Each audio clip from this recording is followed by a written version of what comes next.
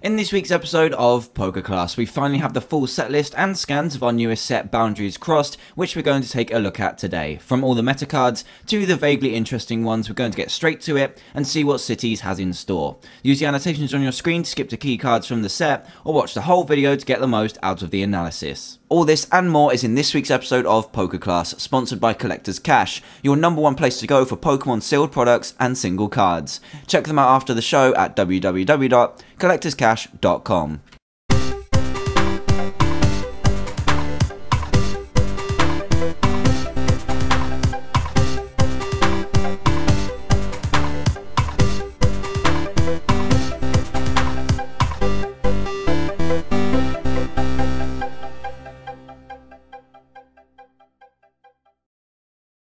Hey there everyone, and welcome to episode 94 of PokeClass, where we're going to be taking a full look at our newest set, Boundaires Crossed, which is set to hit our shelves in just under a week's time. The set is a very large one at over 150 cards, including secret rares, so we've got a lot to look at. Or have we?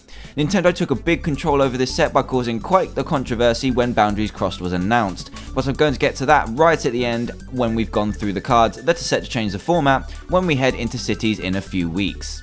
So let's get started, and the first card I want to look at is Vileplume, a card that I covered quite a bit in the news update video a fair few months ago now, as it was quite the talking point for players with its rather unique ability. Vileplume's ability is called Allergy Panic, and thank God, no, it doesn't block trainers. But what it does do is change all weakness from ×2 to ×4, a massive jump in damage difference. While the effect is pretty good, imagine being able to just do 50 damage to a Darkrai with a fighting Pokemon to knock it out in one hit, rather than the traditional 90. A lot of strange cards could become viable with this, but it could just be too limited to work just yet. The ×4 weakness change is massive, and maybe we could see a fun little rogue come back that is similar to 6 Corners from a while back to take advantage of all those weaknesses. But being a stage 2, Vileplume isn't going to be a huge player in the format just yet, but I'm sure many people will try it out. Up next from the grass types is Celebi EX, the first EX of this set review. Now Celebi is actually a very interesting card, as it has an ability called Time Recall, which allows any Pokemon on your side of the field to use attacks from its previous evolutions, as long as you have the correct energy, of course. So for example, you will be able to use the attacks of the Zweilous beneath the Hydreigon, even though the stage 2 is in play. There are however two glaring problems for this guy, and that is 1, Celebi is an EX with only 110 HP, which is extremely weak right now, and 2, there are very few, if any, stage 2 Pokemon out there with stage 1s or basics that have decent enough attacks to warrant the risk of putting this guy onto the bench. I'm sure there is a decent attack out of a stage 1 somewhere which can be very cool to play around with, but Celebi is always going to be a chink in your armour, so to speak, when implementing this kind of strategy, as it will not only be KO'd very easily, but will give up both your strategy and 2 prizes in the process. A cool little ability which I unfortunately don't think will become massively playable. Now from here I would usually move on to the next type and pick the most interesting card to have a look at, but to be honest there aren't really any to pick out from the fire types. All of the fire type Pokemon we're getting are really not worth mentioning. Charizard is probably the most interesting, but it's a water weak stage 2 with a 5 energy attack with no significant energy acceleration, so it really isn't worth mentioning. What is worth saying is that it's cool to see some really old school Pokemon come back into the game. That being said, let's move on to those water types. And of course, Blastoise is going to be the first one to be mentioned. If you haven't heard about this guy already, then you are way out of the loop at the moment, but let me keep you up to speed. Blastoise has an ability called Deluge, which allows you to attach as many water energy as you like per turn from your hand to your Pokemon. Awesome, right? Actually, it is a lot like Emboar, as it does exactly the same thing, but for water energy. But what makes Blastoise more playable than the struggling Emboar? The answer is its type, as it can utilise another attacker also released in this set which solves the problems that Emboar has. However, I won't talk too much about that, as I've already made a video about the deck just last week, so if you want to learn a little bit more about it, click the annotation at the end of the video to learn more. Blastoise I'm sure will be around in the competitive format as with any other energy accelerator released, but is yet to be seen if it can stand up to the big players in the format at the moment. Moving on quite nicely from Blastoise, we have the attacker it will most likely be paired with, Keldeo EX. Keldeo is one of the newest created Pokemon, and it's nice to see a mix of very old and very new Pokemon working together, and this card is actually pretty good. It has an ability called Rush In, which allows you to simply switch your active Pokemon with Keldeo when Keldeo is on the bench, essentially a free switch for the turn. This is the aspect to a Blastoise based deck which Emboar has been missing, and is the main reason that Blastoise will be more popular, but you can see more about that in the video I just mentioned a moment ago. Back to Keldeo, and it has an attack called Secret Sword, which costs us 3 colourless energy and does 50 damage, but 20 more damage for each water energy attached to Keldeo. So if you cover the whole cost for Secret Sword with all water energy, you will be doing a very nice 110 damage, which will two-shot every EX out there, even with Eviolite. This alone makes it a great attack, and with a pretty good ability and strategy partner in Blastoise, be prepared to see this deck all over cities in a few weeks' time. Again, I'm going to have to skip the awful pool of lightning Pokemon and get straight to the Psychic, where things are a little bit more interesting. First from the Psychic pool is Dusknoir, a Pokemon that has returned to the game after being part of a very competitive deck in the past. What's interesting about Dusknoir is its ability, Sinister Hand, which allows you to move as many damage counters on your opponent's side of the field from one Pokemon to another during your turn. Now in the past, there was a Gengar that allowed you to do this just once per turn, and that was a very competitive card. So a Pokemon that can do this an unlimited amount of times must be good, right? Unfortunately, this statement is only partly correct, as the ability is really awesome, as you can set up and take KOs all over your opponent's side of the field before you even attack. But the bad part is that Dusknoir is a stage 2 and is weak to Dark, meaning Darkrai can take a very swift prize against this guy. That being said, I do feel that Dusknoir is a card that is just waiting to be broken, just like Reuniclus was last season, so I'm looking forward to seeing what players have in store for Dusknoir.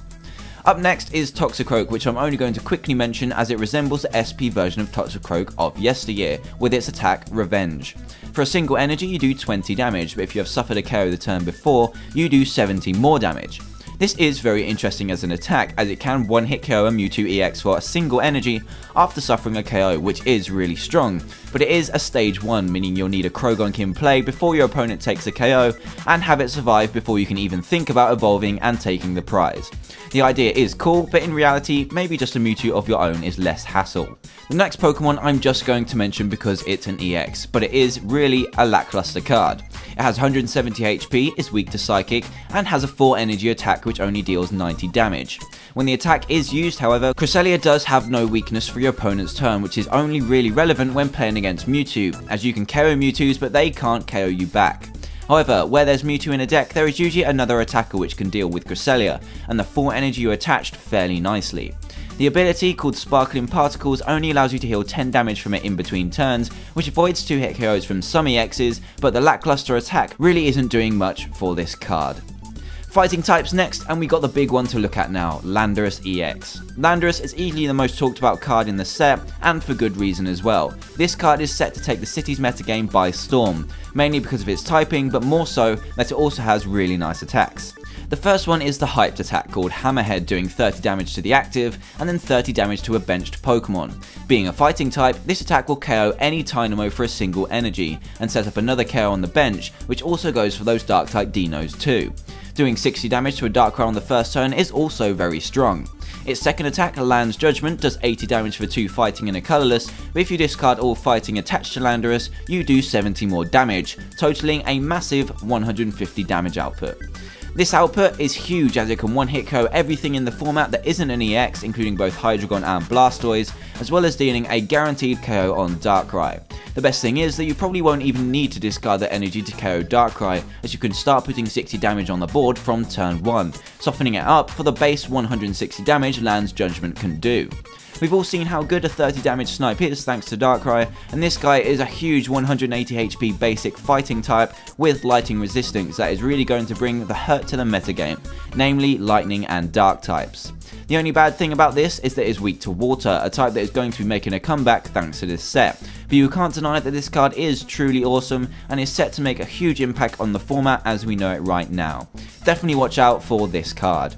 We're going to skip the awful dark and metal Pokemon offerings in this set and look at the 2 dragon type EXs from the set, brand new Pokemon, Black Kyurem and White Kyurem.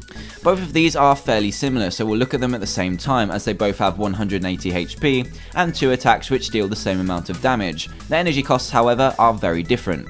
White Kyurem, as you can imagine, focuses mainly on using fire energy for its attacks, but its second attack, the seemingly most interesting one, also requires water energy, making it quite awkward.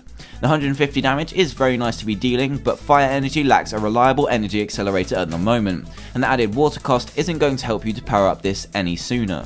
Pair this with the fact that you need to discard 2 fire energy to use it, and you've got a bit of a clunky attacker. Black Kyurem, however, focuses mainly on lightning energy, which is only stronger because of the more reliable lightning energy accelerator, Electric, and the extra water cost can also be covered by the same blend energy that lightning does, making it a little easier to power up. The small print for Freeze Bolt, Black Kyurem's attack, is that it can't attack the following turn, which is quite a setback, considering you will have 4 energy on it, wasted for the following turn. With Rayquaza EX still showing a dominance in the current format, these two are going to struggle to become anywhere near the top tables, but with some special cards I'll cover later on, could this change? Onto the colourless Pokemon now, the last type, and we have 4 cards that are pretty interesting to take a look at. The first is Raticate, a somewhat hype card from the set. Raticate is a stage 1 with just 60 HP, which already sets the alarm bells ringing, but its second attack called Super Fang is very powerful. For 3 colourless energy, this attack brings whichever Pokemon is in the active spot down to its last 10 HP, no matter how high the original stat was. So if you use this on a Darkrai, this guy can bring it all the way down to 10 HP remaining, which is undeniably very strong. Another plus point is that you can use this with a Pokemon such as a Moongus, whose Spore Prize ability poisons the opponent's active by just entering play. So in combination with Raticate's attack and the poison damage from Spore Prize, you can instantly KO any Pokemon on your opponent's side of the field for 3 energy. Crazy, right?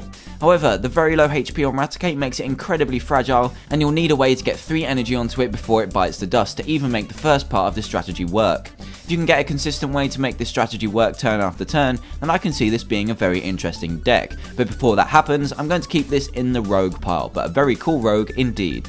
Up next is Ditto, a Pokemon that has been deemed both amazing and terrible by many players, and it's a very strange one indeed. As you can see, it only has an ability called Transform, and what it allows you to do is when Ditto is in play, you can place another basic Pokemon on top of it, and then Ditto transforms into it. The best part about this is the bit in the brackets. This does not count as evolving a Pokemon. To put simply, if Ditto has been in play for at least a turn, you can play a basic Pokemon onto it, and then Rare Candy into the stage 2 in the same turn, as Ditto counts as the basic part. It is kind of confusing at first, but when playing with the card it is very interesting. There are a few tricks you'll be able to pull off with this guy, such as using it as a basic with a lot more HP in some cases. For example, in the case of Solosis, which only has 30 HP compared to Ditto's 70. The only bad thing about this is that your new Pokemon also inherits the damage counters on Ditto when transforming. So if Ditto has 40 damage counters on it, and you try to transform into Solosis, you will instantly be KO'd. This is the major flaw I can see with Ditto, apart from the fact it is also weak to fighting. But it having 70 HP is a major thing to avoid being KO'd by Landorus for at least 1 turn. Overall, I'm very unsure about Ditto at the moment, but it's definitely going to need some developing before Cities, and will be cool to see what players can come up with for this card. 2 more Pokemon to quickly mention now, which are Stoutland and Ordino. Stoutland is worth a mention because of its ability Sentinel, which blocks your opponent from playing supporter cards as long as Stoutland is in your active position. At first, this sounds fairly good, but the fact that Stoutland's attack isn't that great really makes you worry about it being in the active position. The 20 damage you could do to yourself puts you in range of more attacks, such as a 2 energy blast from Rayquaza and a Bolt Strike, so the lock really isn't going to seem worth it. Ordino is also interesting as it has a rather unique ability that works from the hand called Busybody. What Busybody does is if Ordino is in your hand and your active Pokemon is affected by a special condition, you may reveal Ordino and discard it to heal 10 damage from your own active Pokemon and remove a special condition. So it's essentially a non-trainer and searchable version of Full Heal, which can get you out of sticky situations involving paralysis, which is making a prevalent comeback at the moment with the Tynamo and Victini combo emerging out of regionals. Now I don't know whether the Tynamo combo warrants the need for this card, but if special conditions get any more impactful in the current format, we could see a card fill a niche in the future. Right, so now onto some notable trainer cards we're getting from this set, and the first I want to talk about is Skylar, possibly the only noteworthy normal trainer from the set. Skylar is a supporter which allows you to search your deck for any trainer card, be it supporter, item, tool, or stadium, and then place it into your hand. I can definitely see Skylar playing a big part in Stage 2 decks, where you only usually need one more piece of your Stage 2 puzzle to complete your setup, which you can grab with Skylar, mainly a rare candy or Pokemon search card, but in any other cases I'm struggling to see its potential. If your hand and field is already good, Skylar increases in usefulness, as it can grab you whatever you need to make your turn even more devastating for your opponent. But if your hand is supporterless apart from Skylar, you are only usually going to need to grab another supporter with it. I think this one is definitely going to need some testing to get numbers right in certain decks, but I think Skylar is another step in the right direction for Stage 2 based decks. And finally, let's move on to some very new trainer cards which introduce the new A-Spec mechanic to our game. For those of you that have seen my news updates, you will know all about these cards already, but I'll quickly go over them again to keep you informed. There are 4 A-Spec cards in this set to look at, and they introduce a new rule to deck building that you can only have one of any A-Spec trainer of the same name in your deck. So these break the traditional rule of having 4 copies of any one card in your deck by limiting you to 1, and for good reason too. These cards are very good. The first one is arguably the best and is Computer Search, which may result in a nostalgia trip for veteran players of the game. This card does exactly as it did all the way back in base set, allowing you to discard 2 cards from your hand and then search your deck for any single card to put it into your hand. As you can imagine, this is incredibly powerful and could end up making or breaking a game for either player. This card is certainly one you'll be seeing in every deck in the competitive format. The next 2 A-Spec cards are not only limited to 1 per deck, but are also limited to which Pokemon you can use them on, and they are Crystal Wall and Crystal Edge. Crystal Wall can only be used on Black Kyurem EX and is a tool that gives this Pokemon 300 HP. Yes, 300 HP. So we thought that the EXs already had a huge amount of HP, but now it has hit new heights at 300. If you are playing your own Dragon type attackers, this shouldn't be a problem for you, as you can still one-hit KO it fairly easily, but any other Pokemon may find it hard to 3-shot this guy when the wall is attached. However, as mentioned earlier, Black Kyurem cannot attack turn after turn thanks to its attack clause, so it may not seem as bad as it sounds, but we'll have to wait and see. Crystal Edge can only be attached to White Kyurem, and it boosts any attack White Kyurem does by 50. This makes both attacks to 110 and 200 respectively, which is fairly decent, especially for the first attack, as that is 110 for 3 energy, not too bad. But the awkwardness of White Kyurem's other attack can stop it from doing huge damage. Tool Scrapper is also a huge thing for these tools, as you can only run 1, and when it's in the discard pile, unless you run Sableye, it's gone for good, and you've got a mediocre attacker to work with. All in all, these tools are fairly risky because of the amount of Tool Scrapper being played at the moment, and don't really add too much to already average attackers. And the final card in this very long set review is Gold Potion, which is a very straightforward A-Spec card, allowing you to heal 90 damage from your active Pokemon with no downside. 90 damage is a very nice amount at the moment thanks to Darkrai's Night Spear dealing that exact amount, and could play a big part in the Darkrai mirror, as it will give you a sound advantage and you can get it back with Sableye to use it again. I really like the idea of this card and will be interested to see if it does become a useful asset to keeping your EXs alive for 1 turn longer than your opponents. And to conclude this video, you may notice that I only covered 1 normal trainer card in this review, Skylar, and that's because there aren't really any decent playable cards released in this set. And why? Because they are all reprints this time around, not good ones either for the moment. This set was set to include cards such as Ether, Bicycle and Escape Rope, all very interesting and playable cards, but Nintendo have decided to cut these from the Boundaires Crossed, and instead decided to give us reprints of Pokeball, Great Ball, Potion, Rocky Helmet, Energy Search and Switch, all with the same artwork as previously printed, not different. This has angered a lot of players and has put players off of investing in the set as much as they normally would do, because we don't want to be pulling a load of cards we have a lot of copies of already. We are fully aware that a new format needs to be prepared for, but that is a very long way away now and could have been done at a better time. What I want to know is, how do you feel about this choice by Nintendo? There are a lot of views on this, and if you have one, then please comment down below. I'd love to hear from you. And that will finally conclude this very lengthy set review of Boundaires Crossed. Overall, there could have been a lot more to talk about, but I guess this set does have a few hidden gems that could whet some players' appetites. If you're still here and like this video, then please leave a like, favourite, comment, and as always, please subscribe if you haven't already for all the latest updates in the Pokemon TCG world.